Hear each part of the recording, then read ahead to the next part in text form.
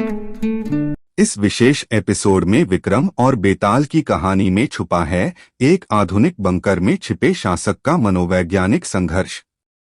क्या यह कहानी केवल अतीत की है या आज की हकीकत भी है? जानिए एक तानाशाह की आत्मस्वीकृति और उसके भ्रम की परतें। राजन, तू बड़ा जिद्दी है, लेकिन तेरी बुद्धि की परीक्षा तो अब होगी। सुन, मैं तुझे सुनाता हूँ एक कहानी एक छाया में डूबे सम्राट की, जो अब शाही सिंहासन से उतरकर एक बंकर के अंधेरे में बैठा है। कहानी बंकर में बंद एक बादशाह। एक समय की बात है, एक महाशक्ति का शासक था।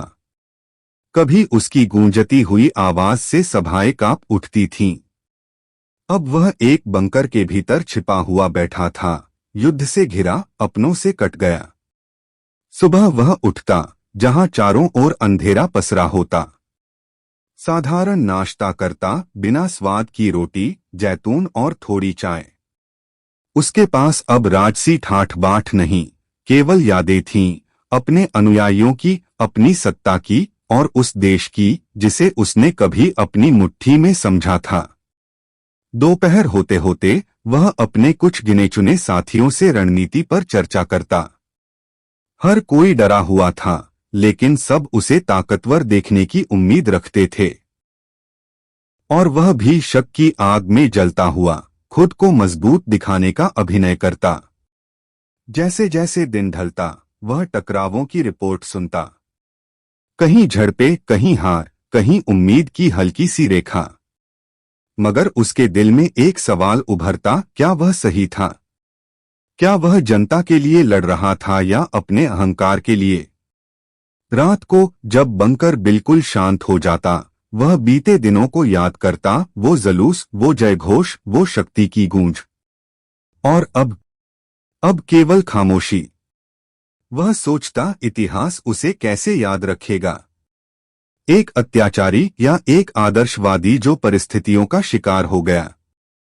पर जब अंधेरा उसे पूरी तरह घेर लेता, वह अपने बच्चों की चिंता करता। क्या उन्होंने उसे सही समझा?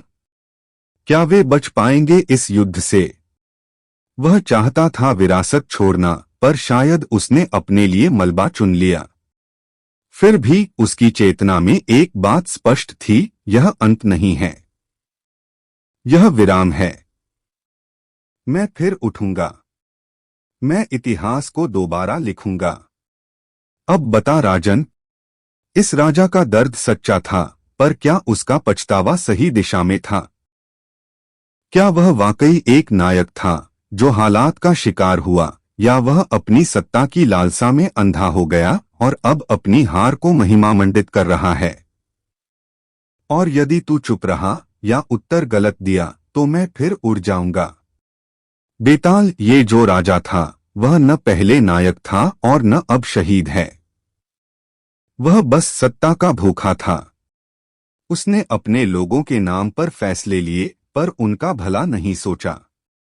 अब जब समय ने उसे पटक दिया, तब वह अपने निर्णयों को याद कर रहा है, पछता रहा है।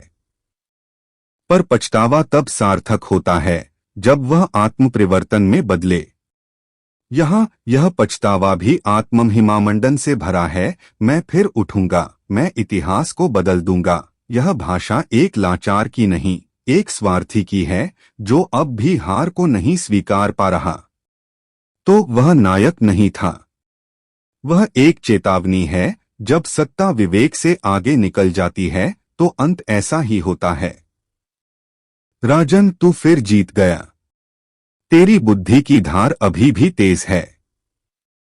चल, मैं तुझे छोड़ता हूं, लेकिन अगली बार फिर आऊंगा, एक नई गुत्थी के साथ।